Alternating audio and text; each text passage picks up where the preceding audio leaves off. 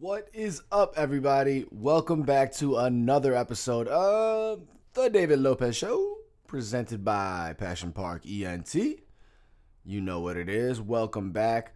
I apologize for not putting out an episode last week. We took that week off. I was fully planning on doing an episode, and then just things got pretty busy, and then got jam packed, and I just figured I'd double it up and do a longer episode this week. Yeah, and obviously there's been some crazy tragic news that's gone on over this past week, so I'm going to just briefly talk about that. I'm sure you guys have heard a lot about that throughout the past couple of days. I mean, everywhere you turn, you're hearing about the passing of NBA legend, Lakers legend, and just a hero to many, Kobe Bryant. And his daughter, Gianna, and the 7 other people that lost their lives in the helicopter accident in Los Angeles on Sunday. So that, yeah, I mean, that's overtaken the news, and that's been the biggest story for the past couple of days. That happened on Sunday, and that was just awful. And, yeah, I mean, with so many people, I'm just going to get into it right away, by the way. I'm not going to do anything up top. If I have any announcements to make, I'll just make them throughout the episode. I just feel like I should probably say some stuff just because, I mean, it's weird to go on doing a weekly sports kind of show that I do here and then just not address something like this. I mean, because there's so many outlets that have done great jobs at addressing this and talking about it. I mean, if you watch that Inside the NBA piece where Shaq's talking about Kobe and all these people, there's just been a lot of beautifully done tributes to him. There's no way to put into words what the tragedy means to the families and to the people involved. I mean, it's just such a horrific accident. I heard Stephen Colbert talk about it last night, or I don't know when it was, but I saw the clip last night. Because interestingly enough, he lost his dad and his brothers, or 2 brothers, I believe, in a plane accident that was fog related, which is sounds like that's what happened with this helicopter accident. There was some air issues and whatnot, and so he had a really heartfelt discussion about that and about safety ways, hopefully, to prevent this from the future. Yeah. So I mean, I'm not gonna get into too many of the details that everybody has been probably talking about, and I'm sure if you've read articles or if you've heard anything, you've got all the details. What I want to do here is just talk about any personal memories or ties that I have to the Kobe Bryant legacy, because I do have a couple. I mean, in all honesty, I obviously grew up in Chicago in the 90s. So I was a Bulls fan, Jordan fan, hardcore.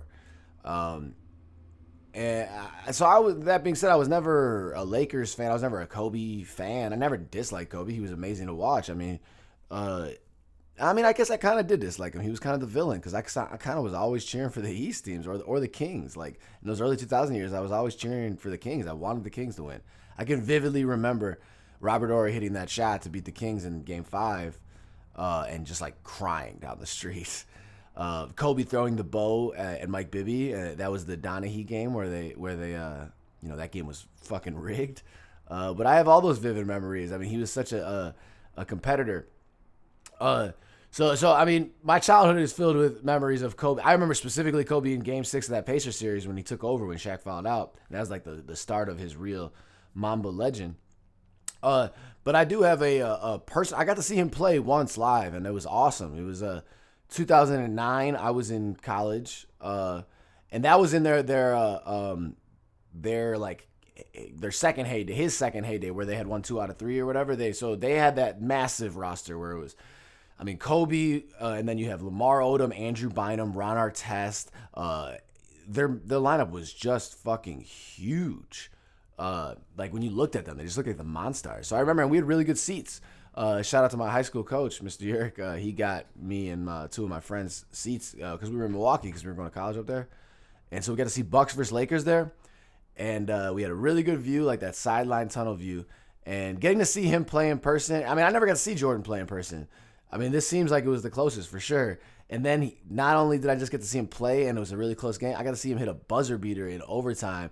It was such a Jordan move. Like, there's like 4 seconds on the clock. He just brings the ball up, finds his corner, that elbow corner. He knew exactly where he was going the whole time he brought the ball up. Dribble to that elbow corner, one shake back, and then a fade away, and just hits it in the buzzer. And it was just like so cool, calm, and collected. I mean, the fans there was basically all Lakers fans. That's what's crazy about the Kobe. I mean, all these superstars, the superstars run the NBA, right? But when I went to this game, I mean, the Bucks also weren't great then, so they weren't who they are now, where they have a hardcore fan base. But I kid you not, when I went to that game, it was all Lakers and Kobe's fans. It was mostly that. Like, if you watch the highlight, I just pulled it up the other day and sent it to my friends to be like, remember when we were here? When he hits the shot, the stadium goes nuts. It doesn't sound like you're in Milwaukee. It sounds like you're in LA. Like, he had such a strong fan base that was dedicated to him because his intensity. I mean, that Mamba mentality, it's a beautiful legacy to leave behind. You know, I made a post on Facebook yesterday about it. It was kind of my first thing addressing this, was because well, the reason I made the post is because I have a new song coming out, and it talks about fear and doubt, and I really didn't know how to promote it, like with this whole news coming out, and I was just like, man, I don't know. But I mean, when I'm reading all these quotes about the Mamba mentality. And I mean, my brother has the book. I have another close friend who really seems to admire that book and takes a lot of inspiration from it. He talks a lot about dealing with fear and doubt and moving on through that and persevering through that. And so I was like, oh, that's an interesting. I mean, it's just interesting that chooses to. I mean, not chooses that is the song that I'm releasing this week, and that's the Mamba mentality. So I mean, I don't know. It's a cool. I mean, it's an amazing legacy for him to leave behind, which is, you know, which is a mindset. It's much more than. It's not the 5 championships. It's not. I mean, it's not any of the. It's not the 81 points. It's not those. It's the mentality of hard work, perseverance, and being the best version of yourself, and then transcending sports. And then he moved into fatherhood and became what looked to be an amazing father. He really was focused on that in a new chapter in life. Yeah,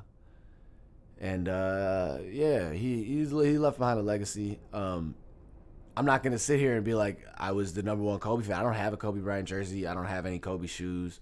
But I grew up watching Kobe. And, I mean, this was the biggest sports loss in my life for sure. It was more similar to like, Michael Jackson or a Prince or like when those guys passed away. I mean, this is how big this story was. It was just insane, and the tragic way with all the other families and all the other young people, just so sad. It's been really hard to turn on the news or just turn on the TV at all. Yeah, it's been an interesting couple of days, I guess I'd say. So we'll see how they're gonna go forward with the proceedings. I heard that they're gonna do a big public memorial, probably I would imagine at Staples Center somewhere out there. So yeah, rest in peace Kobe, rest in peace Gianna, rest in peace everybody who lost their lives in that tragic accident over LA. My friend Mark, who lives out there, lives like 10 minutes away from where it happened. Yeah, I can't imagine the feelings that are going on with people in LA. I mean, obviously his families and all that stuff. We can't even imagine. Words can't put it. Vanessa, his wife, put out a statement yesterday for the first time, and it was very beautifully written, but heartbreaking when you read it. I mean, it's just like, how do they have to figure out how to survive every day? You know, how it's gonna move forward. He has 3 other daughters that lost a sister and their dad. I mean, so it's just terribly sad stuff. But yeah, if you're in LA, like, I mean, as a fan base, you're so closely in tune with and tied into your players and your superstars, and like I said, I'm not out there, but the fabric of LA seems to have a lot of Kobe in it. Like, people love Kobe. He's so the dedication. So I mean, what a loss. I can't. You know, there's somebody posted the mural of Nipsey Hussle, who passed away last year. It was next to a Kobe mural. Is that? I mean, somebody correct me if I'm wrong, but I saw a picture of that. It was already next to a Kobe mural, which is just kind of surreal. I mean, those are 2 LA icons, and I don't know, it's just kind of surreal to already have that Kobe Bryant mural painted next to the Nipsey Hussle mural without, obviously, just coincidence, but it's just kind of surreal to have that. So that's yeah, that's amazing. I'm really glad that I did get to see him in, like, I'm reflecting on that time that I got to go see that game when we were younger. Like, I'm so glad that I did get to see him live once, and that I got to share that experience with a couple of my friends. And the one friend that the two friends that I went with to that game are like huge Kobe fans. Like, one of them was my roommate who had like a Kobe fat head, and the other one is one of my close friends who just like is a super big Kobe fan. I think more about the mentality and about just transcending or using that in real everyday life. And that's the thing, man. He affected so many people not sports related. Obviously, you get inspired sports wise, like, you makes you want to play basketball, makes you want to do these moves and all that stuff. But like, he inspired a lot of people off the court because of the way that he was able to explain his work ethic and create that Mamba persona, the Black Mamba. I think that just transcended sports, and it just really helped him find a whole nother avenue. I mean, then he won an Oscar for his short story, which is an awesome short story about basketball. Yeah, it's just such a monumental loss. I don't know how the NBA goes forward. It'll be interesting with how they're going to handle this. It's going to be a emotional season for the Lakers. I mean, especially with the Lakers being so good this year. I mean, and all signs point towards them being involved really heavily down the road in the playoffs. I mean, it seems like they're, I would imagine if they don't make it to the Western Conference Finals, definitely a disappointment. I'm picking them in the finals, but I mean, I think I've made my NBA prediction, but I'll make it again. I'm going Lakers over Bucks in the finals. I think that will be the scenario is my prediction here. All right, so I just it's kind of weird to go on to any other new stuff in the episode after talking about that and just starting off with that, but there's no other way to do it. I mean, you can't not talk about a story like that. I mean, those other lives that were lost are just as important. Everybody's lives, everybody has families. It's all super important. And there's tragedies that happen every day. Like, every day people lose their lives and families are broken and things happen and they don't know how to move forward, and it sucks. Obviously, as somebody who covers sports and talks about sports and is so closely in tune with sports, that's the reason that I have to highlight Kobe and talk about Kobe. He's such a big figure. But all those lives that were lost are really important, and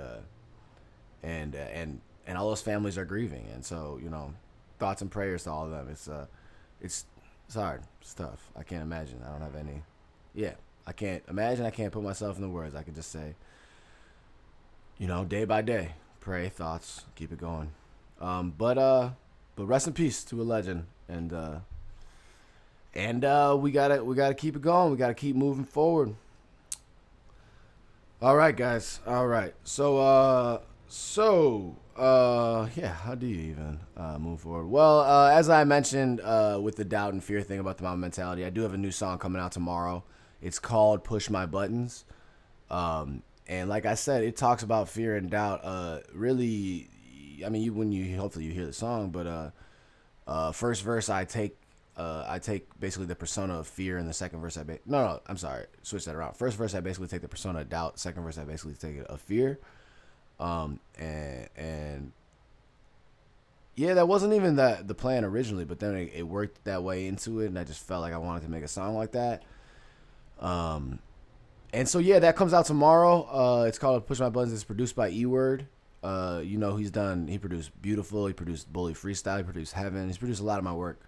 So shout out to him. So make sure if you could check that out, if you pre-save it today, or just give it a listen tomorrow when it comes out. I haven't done a great job of promoting it. Like I said, it's been a weird week, so I just really didn't go crazy with that. And in all honesty, I submitted it last week. It was one of those last second. I finished it, and I was like, let's release this. So that is that's coming out. Remember, if you go to my website www.thedavidlopez.com, that song will be on the front, so you'll be able to listen to that and check it out, along with all my other music, show dates, all that stuff. Actually, I don't have any show dates on there right now because we're still working on some dates.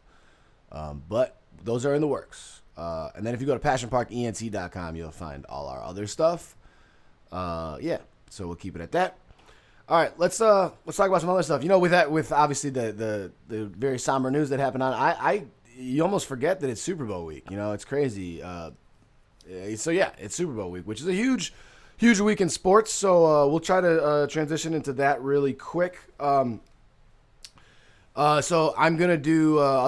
Let's give an outline after the beginning there. Let's give an outline. So I'm gonna do Super Bowl prop bets because I have a whole prop sheet that I want to do, and I'll pick my spread and my winner for the game on Sunday. And then I also will talk about a couple other sports stuff, mostly basketball.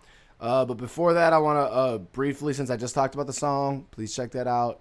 Um, I want to briefly talk about the Grammys, keep it in the music department, and then we'll finish with the sports stuff. Because the Grammys just happened. Billie Eilish just dominated. She won all the major categories, really.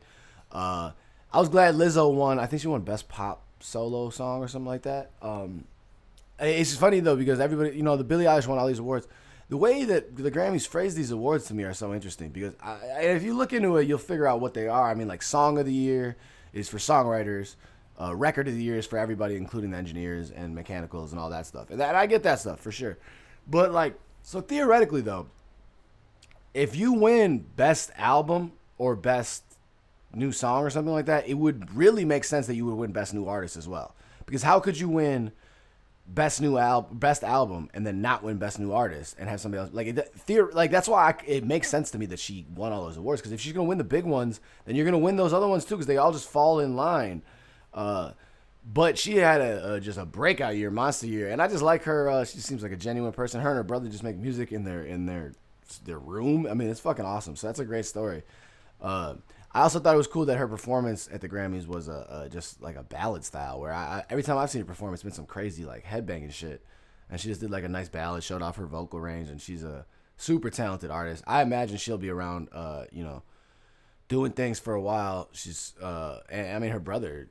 It's cool to have that relationship where her and her brother make music and win Grammys, But the most notable thing, because that was the same day as the tragedy, the Grammys, and people were like, "How can you have the Grammys keep going after this just happened?" And in LA, at Staples Center.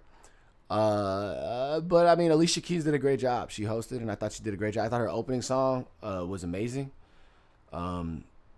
She just has a bright soul. I thought she just did a great job. And that's the thing is music heals. Music is here for these kind of situations, in my opinion. I mean, that's why I have such a close tie to music. I mean, it's unspeakable. Even though there's words, it's unspeakable how touching music can be and stuff. So I'm glad they went forward with him, and I'm glad Alicia Keys did a great job. She paid tribute to him and to a lot of the people. So yeah, shout out to that. I'm trying to think. The rap award. I wanted to talk about that because Tyler, the Creator, won. I think I may have mentioned his album on here. I listened to Igor when it came out, and I really enjoyed it. Just sonically, it was an easy listen. I don't know, I liked it. He's a different cat, obviously. He won the award for best rap album, and then he said it was kind of a backhanded compliment because he doesn't feel like he really makes rap music, but he feels like they just have to put him in the rap category. I mean, I kind of feel what he's saying, but I also feel people who are look, you won the award, be happy. But I feel both sides of that. I don't think of him as a traditional rapper, so it's funny because him winning best rap album to me isn't that's not a traditional rap album. But I mean, those genres are. I mean, the lines are bended. I mean, remember when Post Malone won that award? We were all talking about that. I mean, to me, Post is less rap than Tyler probably. Tyler's more like pop, and that's what he said too. He's like, why can't I be a best pop award? You know what I mean? Yeah. So I don't know, but that was I mean, I watched pretty much most of the Grammys. They're not that exciting. I mean, it's kind of blah, but I still watch them. Shit, I want to win a Grammy. You know what I'm saying? I'm not shy about that. I've said that in so many songs, and I know people are like, "Fuck the Grammys, they're not important." They're just the political side of these award shows and all that stuff, and Oscars too. Cool, that's fine. I have stated it many times in my music, and I just want to say it. Nah, oh shit, I want to win a Grammy. That is a part of the dream, for sure. Whether or not it's realized or not, it's a part of the dream. So that's always gonna be in there. So I still watch them every year. It goes without saying that. All right, cool. So that's what I wanted to mention. The Oscars are next week. I see. Me and my wife were just talking. We were trying to realize this. Is this really the case? Is it every year where it's Grammys, then Super Bowl, and then Oscars? And then I was just thinking back, and I'm pretty sure it is, right? I think that it makes sense. You sandwich the Sunday, and Sundays are dominated for a whole month and a half with the NFL leading into the award season. Didn't even realize it. Holy shit. All right. So before I finish off with all the Super Bowl stuff, I just want to briefly mention the last week I was going to talk about this, but I didn't do the episode. Was Kansas University played Kansas State in basketball and had this insane college game brawl. Like, as far as college brawls go, this is definitely the biggest. I think the biggest that I've seen in a college game. I haven't seen a fight like that. So they had this crazy brawl, right, where the dudes are fighting underneath so the dude steals the ball, the game's over. He goes in for a layup, and the guy on Kansas blocks it, and then he stands over him, just super disrespectfully. They get up, they fight, huge brawl. The guy picks up a chair. He's gonna WWE slam him. It was insane. So I was gonna talk about that last week. And then when I didn't, I was like, whatever, I'll move on. But then this week, last night, in the NBA, there was another crazy brawl. Alfred Payton on the Knicks pushes Jay Crowder on the Nets really aggressively as he's shooting a shot nonchalantly, and it's like it just got into like a heated little escalation. And then Marcus Morris is talking shit about Jay Crowder after the game. I'm just like, man, WWE is like the most popular it's been. Wrestling is the most popular it's been in, I don't know if it's ever or just in a long time. Are these motherfuckers watching this shit? Because these fights all of a sudden in these games are getting just aggressive. Like, and I guess there have always been crazy fights and stuff, but I'm like, what the fuck is going on? People are angry. Yeah, so that was wild. I mean, Alfred Payton pushed the shit out of Jay Crowder as he's shooting, just two-hand shoves as he's shooting a three. It was wild. I'm like, wow. I still can't believe the Kansas kid picked up a chair last week, though. He picked up a chair. Now, the dude grabbed it before he did anything with the chair. But if he was going to actually hit this dude with a chair, I mean, I think that dude might have went to jail. It looked like a dude was getting stomped out in that fight. Like, it looked like a real-ass fight. Not cool for a college game. Like, it was just fucking weird. And then the All-Star selections came out last week. Or the starters, and they're going to pick up the reserves on Thursday. Bunch of cool stuff. That's going to be here in Chicago, so I'm excited about that. I would like to be able to go to any of the events. I think I want to go to the practice on the Saturday morning. I think that'd be cool. That's the only thing that's somewhat affordable right now. Everything else is crazy expensive. But in updates on the NBA-wise, the Bulls still suck. They lost to the Pacers last night. God damn it. Oladipo's back, though. Yeah, man. I saw the Bulls play last week against the Bucks in Milwaukee. So it was good to see them live. I mean, it's cool to see like Levine live. He's so fucking athletic and he's just really talented. And Giannis is just a fucking monster. I mean, the Bucks scored 150 points 2 days ago without Giannis even playing. Granted, the Wizards are the worst defensive team in the league. They gave up 150 points in regulation 2 straight games. How insane is that? What kind of sport is this now? Like, I mean, I love the NBA and I love basketball, but what the fuck has happened where 150 points in regulation in 2 games is like not that crazy? Like, just insane to me. They scored 88 points in the first half. Holy shit. 88 points in the first half. I'm amazed by it. So like I said, Lakers over Bucks in the finals. Still my prediction. I'm sticking with that. All right. We're going to move on.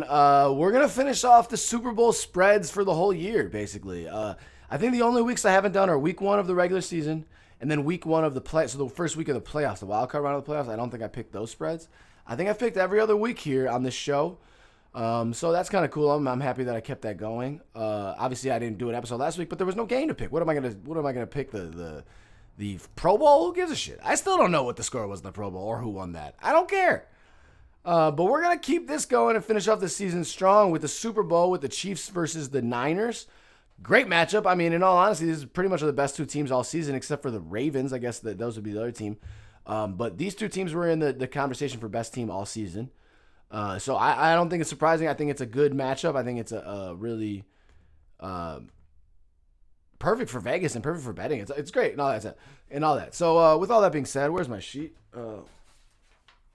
Prop sheet right here.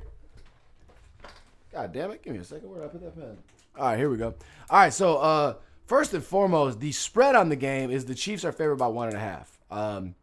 Now, if you guys remember from early on, I think right before the playoffs started on here, I predicted the Chiefs would win it all. I think I said that. I hope I did, because that's what I've been telling people. I predicted the Chiefs would win it all, and I'm going to stay with that. And that being said, the spread's at 1.5, so in my opinion, it's basically you pick them unless the Chiefs are going to win by 1. And that'd be amazing because I would love a 1-score game. But I'm picking the Chiefs on the spread. Definitely picking the Chiefs on the spread. I think they're going to... I mean, if you're picking them to win, you got to go with that. I just don't think... I mean, who can trust a 1-point victory? So that's not how that goes. So Chiefs it is in my pick. We're going to get to scores and all that kind of stuff. But I'm going to go Chiefs by 4 right now. All right, now let's do some of the fun stuff, some of the prop bets. I'm going over to my friend's house to watch the game, and I'm excited. He just sent us over a prop sheet. We're going to gamble away. So I am going to, I'm going to do it. Let's do this, guys. All right, we're starting off with the first one. This is the one that everybody does every single year. It's the national anthem. This is how we started. Total time for Demi Lovato as the singer this year. Now, Demi sang at the Grammys. This is how you got to study this. Like, if you're going to do these picks, you got to study this shit. You know what I mean? Demi has a voice, all right? She has a powerful fucking voice and a beautiful voice. She's super talented. She did this song on the Grammys about a song she wrote 4 days before she had OD'd and went to rehab and stuff. So it was beautiful. She was crying on stage. It was amazing. But with that being said, she can belt some notes. I can see her holding it. Last year, I can't remember who sang it, but I definitely went with the over, and I was right. And I'm going to go with the over again. It's at 120.5, so that's 2 minutes. I'm going with the over. Over on Demi Lovato, guys. Over. All right. Outcome of the coin toss. Heads or tails? Heads or tails, guys. I pretty much always go with tails, and I'm going to stick with that. So tails it is. All right, let's see here. Will there be a score on the first drive of the game? I am going to say that the Niners are going to get the ball on the first drive and they will not score. So no. Oh, I skipped the question actually. So I'm going to go with no, there won't be a score on the first drive. What will the first play of the game be? Pass, sack, run. Run. Because if I'm predicting that the Niners are getting the ball here, they are, in my opinion, most definitely running on the first play. I don't know. Maybe they'll go play action to fool because everybody thinks they're going to run. I went with run. I'm going to stick with it. All right. What will the first score of the game be? Touchdown, field goal, safety. They must have added the safety because that Broncos year when they scored the first score was a safety. I will say that the first score of this game will be a touchdown. Chiefs touchdown, in my opinion. I think they're going to take the lead. Which player will score the game's first touchdown? Wow, this is just a blank. They're not even giving us anything. They're just giving us a blank here. All right, well, on that case, I am going to go with Kelce. I think that's the safe bet there. Yeah, Travis Kelce is my pick there. Will the game be tied after 0-0? I like this question. Will there be another tie in the game after 0-0? Maybe this is just my heart telling me I really want a fucking close game, but I'm going to go with yes. I'm going to go with yes. What will be the first accepted penalty of the game? Okay, so we got false start / offside, pass interference, holding on the offense, or other. I'm going to go with a false start or an offside, mostly because it's going to be so fucking loud probably. I just could see that happening. Otherwise, I would have went holding. That was going to be my second call. I'm not too confident in any of these. Who the hell knows? We're just guessing here. What is this? What will the first turnover of the game be? Interception, fumble, or none? Well, these quarterbacks are both pretty good at not throwing picks. Man, it would be nice if there was no turnovers. I could see that happening, in all honesty. Man. They both take care of the ball. I'm going with none. It's not confidence, but I'm going with none. Will a team score in the final 2 minutes of the first half? Yes. Yes, they will, sir. Yes, they will. Because you know what's going to happen? I just said the Niners are going to get the opening kick. And then blah, blah, blah. Chiefs are going to have the ball before the end of the half. They're going to try to get a quick score before they get the ball after the half. So that's what's going to happen. Over under 2.5 players attempt a pass. Oh, so basically this is asking, will there be a trick play where somebody else throws a pass besides Mahomes or Garoppolo? Most Super Bowls, I feel like there always is like a trick play where somebody else throws. I'm just trying to think who would that be. I feel like the Chiefs would be more likely to do this, but why let anybody else but Patrick Mahomes throw the ball? I'm going with under. These two good quarterbacks. I'm going with under. Will there be an onside kick or fake field goal / punt attempted? I'm going to say yes because onside kick, I just think if there's a one-score game at the end of the game, yeah, I could see an onside kick happening. So onside kick, yes. Defensive special teams defensive or special teams touchdown to be scored. Will that happen? No. I will go with no on that. Will any scoring drives take less time than the national anthem? Yes. Because if the national anthem is over 2 minutes, the Chiefs are going to score in under 2 minutes in one of these. I just circled the wrong thing. I'm going to go with yes. All right. Which will be the highest scoring quarter? First, second, third, fourth? Ooh, I like this. This is a good question, but I'm going to go with the fourth. Desperation comes. Things happen. People got to score. I'm going with the fourth. Who will have more passing yards, Jimmy Garoppolo or Mahomes? I mean, it's an easy answer for Mahomes, but here's the thing is they're giving Mahomes under 100. They're giving him a negative 100.5. Like, literally, he has to get 101 more passing yards than Garoppolo. And I don't think that will happen. So I'm going to go with Garoppolo on this. Garoppolo's not getting as much love as he should. I know it's because he only threw 8 passes last week. I get it. Who will have more yards from scrimmage? This is not just rushing. This is anything. So yards from scrimmage. So Mostert, the dude who dominated for the Niners last in the conference finals, or Williams for the Chiefs. I'm gonna go with Williams because I think he's gonna catch a bunch of passes. Excuse me.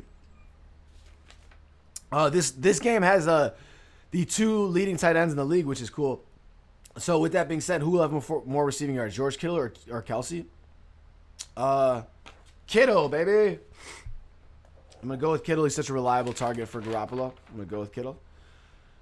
Who will have more sacks, Bosa for the Niners or Clark?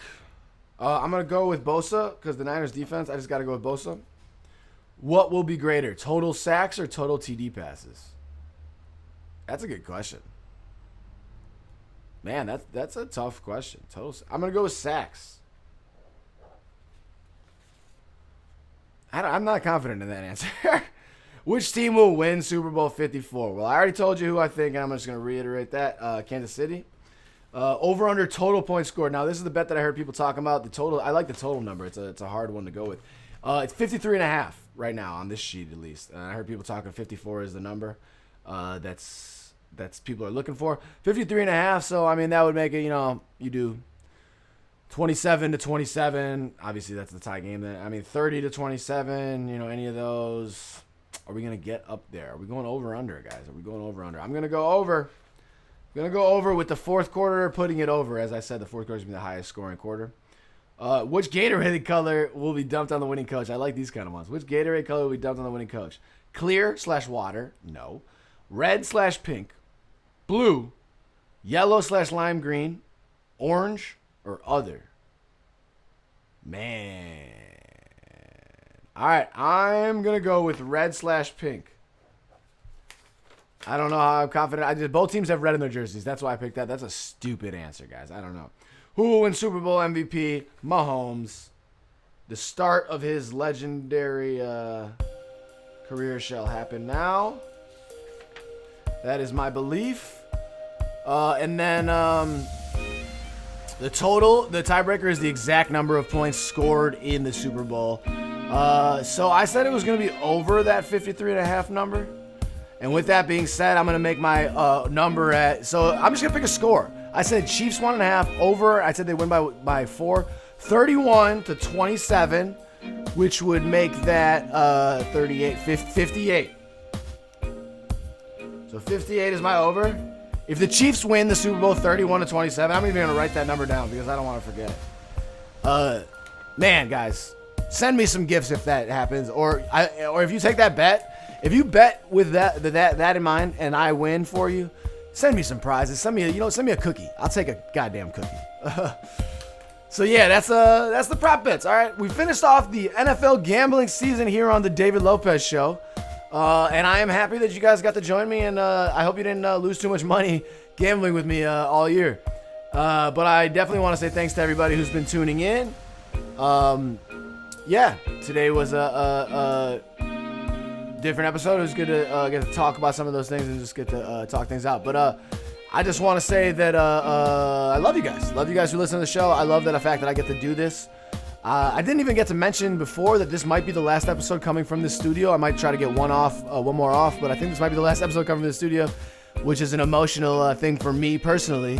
That's definitely something I wanted to bring up, but I didn't even get to talk about it because I was so wrapped up in everything else earlier, and obviously all the emotional stuff, so I didn't think about it. Maybe I'll be able to get to one more down. I'll definitely get a farewell message from this office. But thanks, guys. Appreciate you. One love, and I will talk to you all next week. Listen to my new song, Push My Buttons. Comes out tomorrow. Go to thedavidlopez.com. Appreciate you.